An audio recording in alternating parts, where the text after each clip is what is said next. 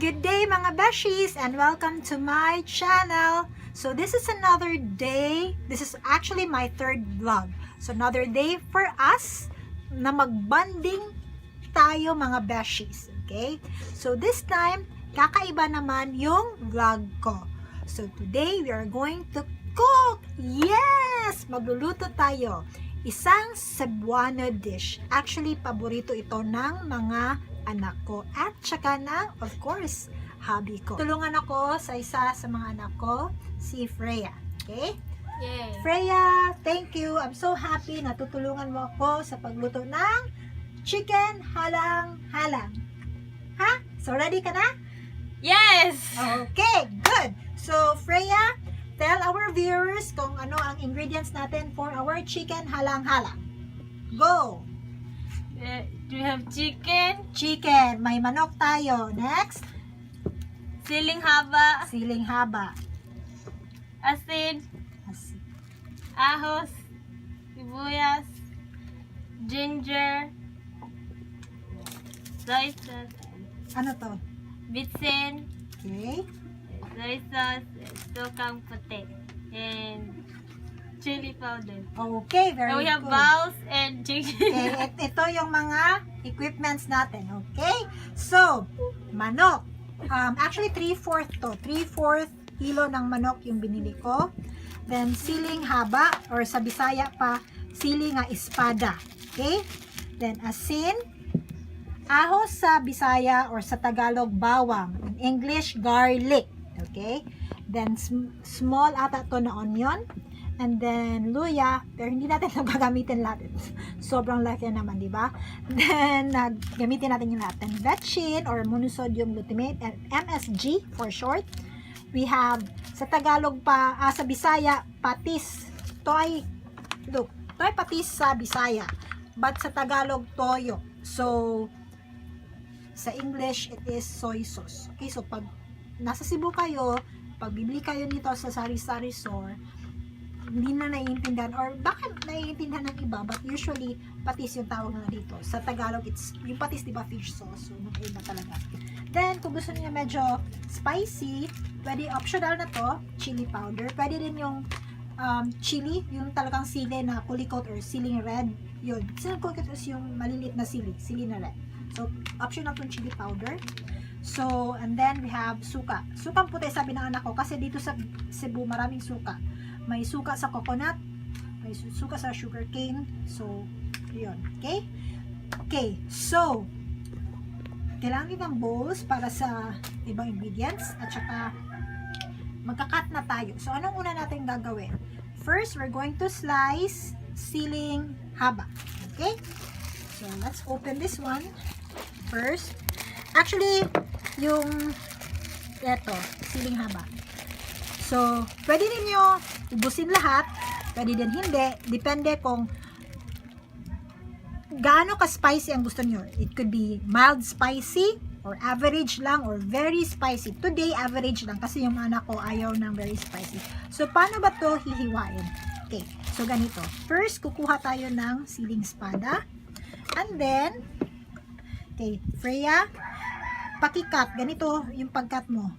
Ito muna, tatabi mo yan, tapos maliit lang. Pwedeng paganyan, pwedeng diagonal, pwede ding aside sa diagonal, pwede ding paganyan para maliit. Okay? Ganyan. So, yan. Okay, try mo, Freya. Ikaw naman, cut mo. Sundin mo yung ginawa ko.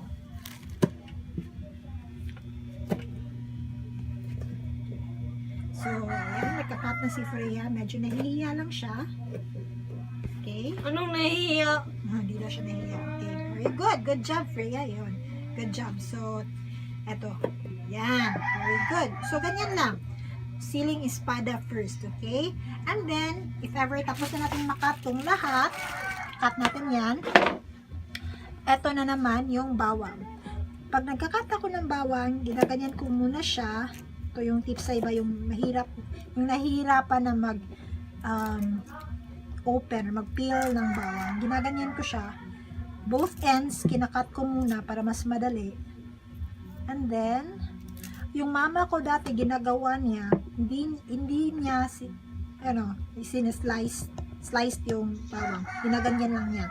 Yung sa akin naman, gusto ko kasi nakakain ko yung bawang.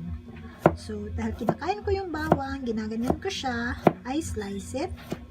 Pagkatapos kong mag-slice ng bawang, ginaganyan ko. Okay? There. Okay. So, yan. So, oops. Tapos, yan natin sa bowl. Okay. Freya, can you please, tapusin mo pagkat niyan. Same as sa ginawa ko. Okay. Ganyan ha. Gaganyanin mo. Okay. So, gano'n. Very good. Easy lang. Okay, easy lang. Okay. So, pinuhin pa natin. Let's make it fine. Okay? Very good. Yan. So, okay na yan. Okay na yan actually. So, meron na tayong siling haba, sibuyas, and then next is onion. So, same as sa bawang, dito ko muna kinakat both ends. Yan. Okay. And then, tapos, okay. Wait. Pwede naman, kung nahirapan kayo, pwedeng ganyan. Then, tanggalin nyo na lang to. Yan yung isa sa technique ko. Para hindi ako nahirapan na mag-open or magbalat ng sibuyas. Okay. Yan. Okay. Oops. Let's just tanggal-tanggal to. Tanggal-tanggal daw, oh. Arte. Okay, there. So, there you go. Okay. Now, same as sa bawang, same din. Okay. Slice natin ang bawang. Ito yung isa sa technique ko kasi, di ba kapag nagka-cut kayo ng onions, minsan umiiyak kayo. Dahil, sabi nila, if you cut both ends, mas nalilesen daw yung parang chemicals na ini-emit niya, or yung pinapalabas niya. So, yan yung ginagawa ko. For me, effective din naman. Huwag nyo lang ilagay yung mga fingers nyo sa mata ninyo. Of course, mas mahapdi yun. So, yan. Ganyan lang. Okay? Okay. Yan. So, okay na yan. Then, lagay natin sa bowl.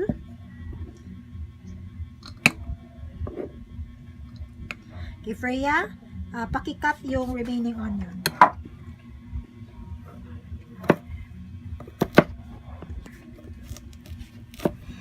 Okay.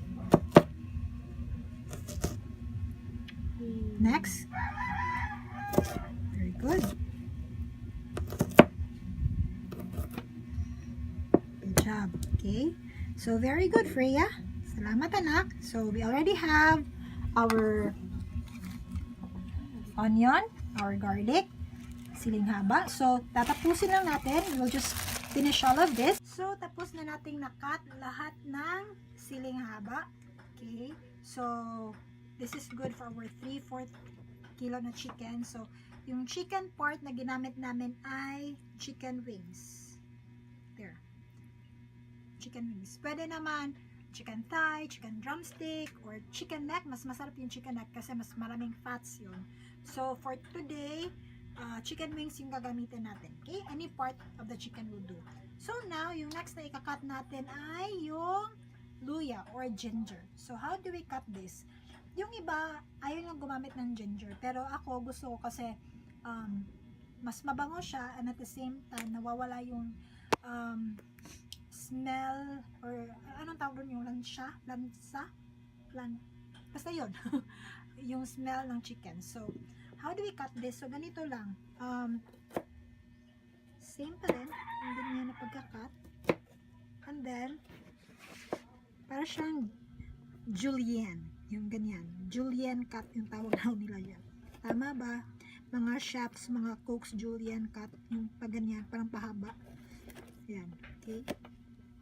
There. So, konti lang. There. Tapos, same with the other part. Okay, so cut lang natin. Pwedeng pa ganyan. Gusto nyo. As long as, para bang nagluluto ka ng escabeche na isda. Diba, pag pahaba yung mga, ano niya, yung carrots, yung, ano pa, meron doon, luya. Diba? So, ganyan. Same din. Pahaba rin. See? Okay. There. So, patry natin kay Freya. So, Freya, ganito na pagka-cut, pahaba. So, try mo. So, try mo lang. Okay, sige na. Kaya mo yan, anak. Sige, go. Okay. Very good. Good job. Yan. Sige, tama yan. Sige.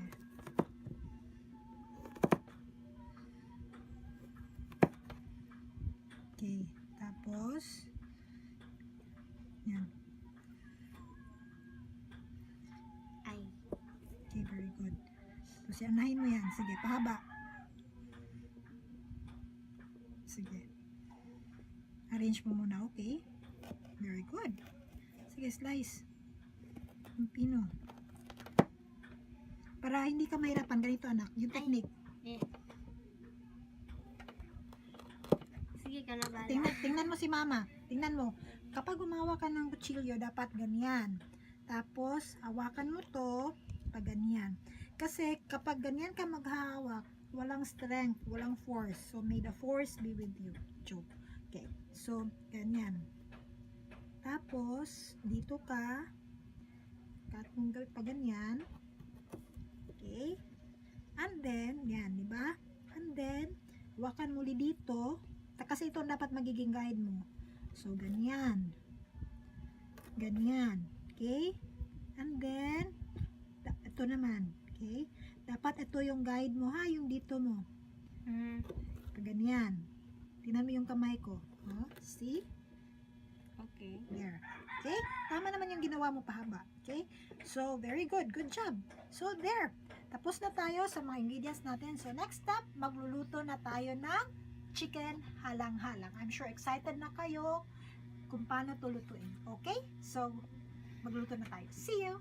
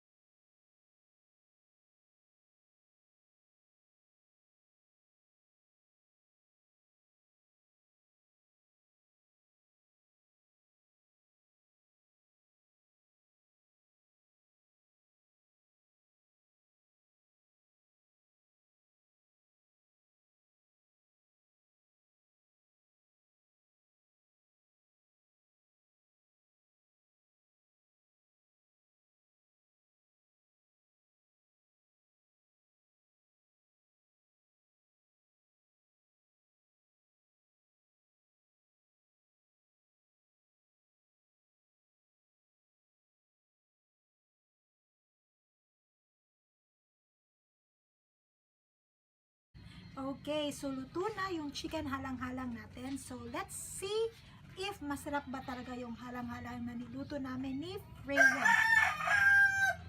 Sorry. So, yung bunso kong anak, siya muna ang mag-taste test if masarap ba o average lang yung kanyang pagka-spicy. Okay? So, okay. Sorry. Okay, yung mga manok nasa labas kasi. Okay, so try mo anak. Kahit konti lang. Pwede mo ring damihan if gusto mo. Masarap. Okay.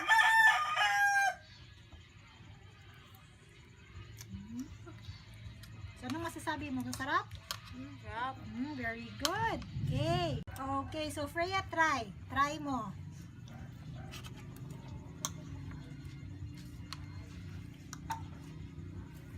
Masarap? Masarap?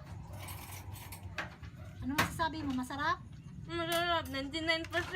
Masarap daw, 99%.